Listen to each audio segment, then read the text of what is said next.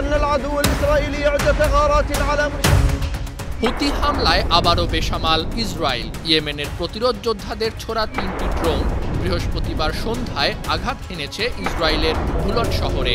হামলার সময় ইসরায়েল জুড়ে সাইরেন বেজে ওঠে।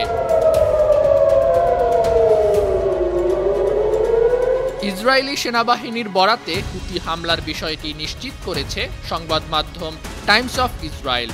বিবৃতিতে ইসরায়েলি সামরিক বাহিনী আইডিএফ জানায়, ইয়েমেন থেকে এই ড্রোন হামলা চালানো হয়েছে।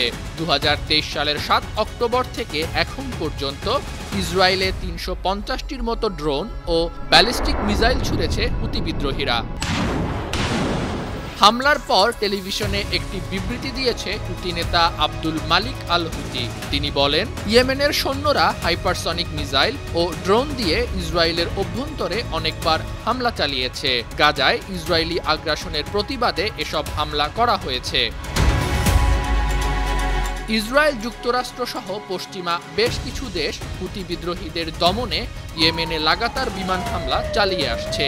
তবে তাদের এই যৌথ অভিযান ইয়েমেনের প্রতিরোধ গোষ্ঠীকে খুব বেশি নাজেহাল করতে পারেনি। সর্বশেষ 26 ডিসেম্বর ইসরায়েলি বিমান বাহিনী হুতিদের লক্ষ্য করে ইয়েমেনে হামলা চালায়। এই হামলার পর এখন পর্যন্ত ইসরায়েলের মাটিতে 5টি ব্যালিস্টিক মিসাইল ও 4টি ড্রোন ছুড়েছে বিদ্রোহী গোষ্ঠীটি। ইসরায়েলে হামলার পাশাপাশি গুরুত্বপূর্ণ বাণিজ্যিক রুট লোহিত সাগর ও এইডেন উপসাগরে থাকা পশ্চিমা দেশগুলোর জাহাজে হামলা চালিয়ে আসছে হুতি বিদ্রোহীরা।